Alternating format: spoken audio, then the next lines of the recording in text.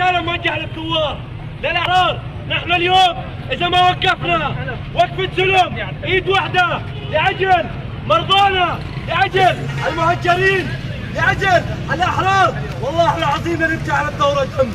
أقسم بالله لنبكي على الثورة دم. اليوم النظام التركي يصرح بأنه أبوابه قدام النظام مفتوحة وأمام المرضى مسكرة لحتى يجبر الشعب الحر أن يرجع لحضن هذا النظام. والله العظيم في شرطه، أقسم بالله العظيم. الله أكبر الله أكبر. نحن ما طلعنا، تركنا بيوتنا وتركنا أهالينا وتهجرنا لهين وجبنا بربانة معنا لحتى نرجع لهذا النظام. نحن لو بدنا نرجع ما طلعنا بالأساس.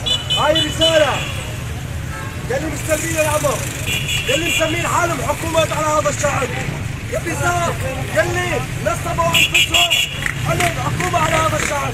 نحن اليوم 12 سنة وعم نعاني، نحن اليوم عم نموت على البطيء، 12 سنة ونحن عم نموت على البطيء. اليوم يا عم نوقف وقفة رجل واحد ونشعل الساحات كلياتها بصوت الأحرار ونوقف كل واحد عن حده. النظام التركي هو حليف وليس أسياد علينا، نحن أصحاب الحق، نحن اللي قدمنا التضحيات، نحن قدمنا الشهداء.